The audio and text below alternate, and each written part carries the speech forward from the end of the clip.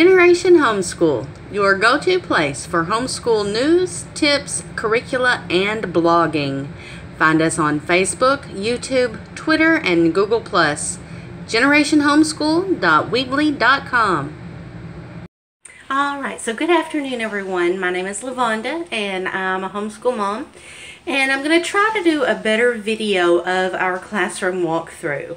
The last one I recorded was very low quality for some reason. I recorded it on a tablet.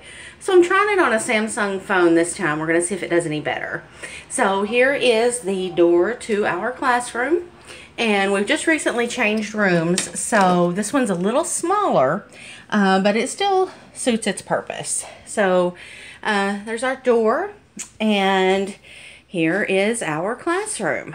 So we just start, and I'll just kind of pan around, let you see what all we have going on in here. It's kind of a busy room, but it's not too bad. But we did have to do some strategic placement of things to get everything in here. So let me just kind of walk through and let you know and see where everything is, to kind of get an idea how you might want to decorate your homeschool room. Safety first, smoke alarm. These are some pictures that my son, KDE, I'll forget it, his name's Cody. He drew these for me. He started asking me questions about favorite old cartoons, and so in his effort to learn how to draw, he has just looked at visual aids to figure out how to draw these. So he's done really well. So here is our classroom calendar, and it is interactive. So we could come up and like Earth Day is on the 22nd. So we have a little card for Earth Day, and we just pop it in there. And I have cards for all the holidays, all the birthdays, field trips, first quarter, second quarter, third quarter, first day of school, all that stuff. So there's our classroom calendar. And I'm going to stand back here so I can get the entire wall. And here is the Writing and Learning Center. So this is where Cannon over here and Cody over there sit whenever they're doing their spelling or their writing or anything that requires them to use pencil and paper, which I'm hoping to incorporate more of, trying to move away from the computer-based learning a little bit and see how they do. And that's Flat Stanley. He goes with us everywhere. Anytime we learn something new, we ask Flat Stanley what he thinks about it. So here we have our word walls. These are the 10 to 12 most difficult words for this unit that we're in. And so on Tuesdays, you can see that our agenda is to do our word wall sentences. So we take these words that are difficult to spell and we put them in a sentence. And in doing that, we try to find ways of memorizing the word, how it looks, strange things about the word, what other words are found inside those words, to help better learn how to spell them. Here is our kind of agenda board. It lets us know everything that we're doing this week. Made it out of a bulletin board and some chalkboard paint. And this is our little line that we hang our artwork on whenever we have artwork that needs to dry. And here is our files for paper, and then the 6th grade and 4th grade assignments, and then the top one is for a little bit whenever she does paperwork and we turn it in. Extra space for storing paper throughout the year before I purge through it to put it in their portfolios. And next we have their computer-based, let me turn it sideways here. We have their computer-based learning center. So each one has their own computer, and they're able to get on there and do their easy-peasy assignments. They check their email for their agendas. We have scratch paper if they need it, if they're doing math online. So that comes in handy if they need some scrap paper. Let's see, over here we have dry erase boards. This is the one that I lowered for a little bit so that she can practice writing on a board. And the top one I use for lecture. And then we have our bookshelves. that contain just various books and learning components. We have some books for when they're a little bit older to work out of. And then we have our science and our technology and our music books. And then we have our literature books. Love, love, love this series. It's Little House series. And then we have books like To Kill a Mockingbird. We have the Giver series. Avi wrote the Crispin series, and it is magnificent. And then we have Romeo and Juliet. Let's see, Stuart Little, The Outsiders. Just all different types of literature books that we can pull from for read-alouds and things like that. We visit our local library quite often, so I've eliminated a lot of our books. They were just simply taking up too much space, but we go to the library often enough that that we keep some fresh material. And then we have extra paper, folders, theme books. Then we have some in-class learning games for counting and thinking and strategy. We've got chess and checkers. And then we've got Family Feud for whenever we're just really wanting to battle it out. And let's see, here's our 3rd and 4th grade Word Wall Words, 5th and 6th grade. And then there's our pre-K box down there that has quite a bit of information in it. And then our science and projects and things like that. And then our scale whenever we need to measure the weight of something. And on top, we've got just their caddy, simple caddy from the Dollar Tree. And you can put markers, pencils, pens, highlighters, crayons, glue.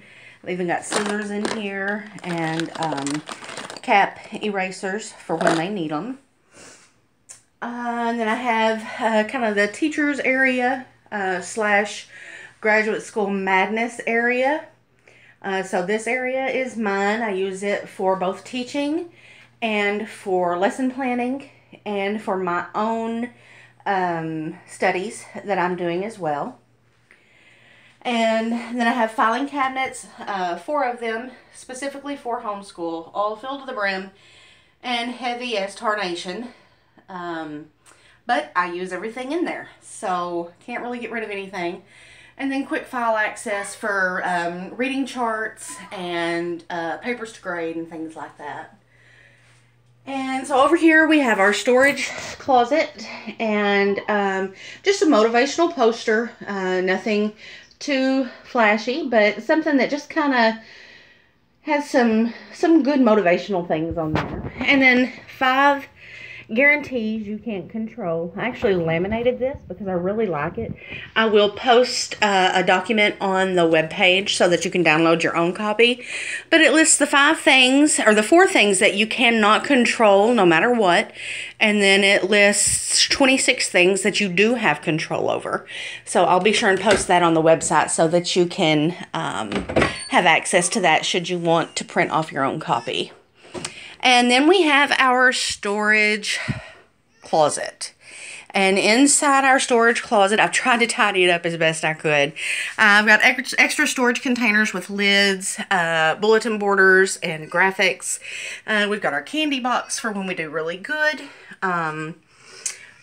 We've got some games in the purple bin, felt board pieces in the blue and white bin. Treasure box right there. Love that. And then we have our games for fun, you know, when we just need to take a brain break. And then here we've got some more games. And then we've got boxes of pencils and colored pencils. Wireless printer, absolutely a necessity for any homeschool family. I've got my laminator. And we've got our math box. This is filled with like math games, calculators. It's got a math disc if we have problems with some of the math items. Then we've got math games, multiplication games in here.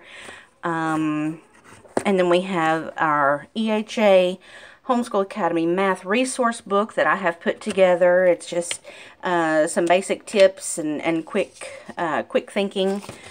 And then we have our Math Tools Kit. I laminated this and put like paper ruler, paper protractor, things like that in there so that if they need it, they can have access to it. More files, our current year's worth of files. Movies. The drawers are messy. I have not got them tidied up yet, but basically teachers up here in the top drawer, and then we have printer paper, decorative paper, things like that in that one, and then in the bottom we have our art supplies. We've got crayons and colored pencils and wooden Easter bunnies that we're going to decorate for Easter, drawing cards, crayons, like I already said, crayons, construction paper, painting paper. We have 3 bins also full of art supplies. Goes from paints and pastels all the way down to beads and yarn to create all different kinds of things. And then we have my organizer over here. I saw this online and I thought, wow, got to get one. Absolutely worth the $4 that you will spend on it. This is a shoe organizer from Walmart. Hangs over the door just like that. And you get multiple pockets that literally go almost to the floor that you can put stuff in. So I've got extra markers, playing cards and dice, scissors, money manipulatives, extra cards to write on. I've already done a blog about these. This is our story cubes, bingo dabbers for when we're doing dot a word or dot a letters, liquid glue. I have an empty one because I've got to refill it with ink pens. We've got pencils, glue sticks, hard protractors and rulers and compass rose, some more flashcards, magnifying glasses, calculators, fine motor skills, cards, just all different types of learning material in here. Oh yes, I did want to show you what I go to whenever my children are really bored. Yes, that's the I'm bored jar. It is filled up with all different types of items that the kids can use to keep from being bored. It has fun things and it has work things. And then we have our brain breaks. This little jar we love. If we're having a moment where we just don't understand something, we pull out the brain breaks and we give our brain a break. It could be something as simple as going on a walk around the block, or planning a party, or just getting some loud music on and dancing. So there you have it, our Generation Homeschool classroom. Lots of learning goes on in this one little bitty room. And we couldn't be more happy. Happy April, everybody.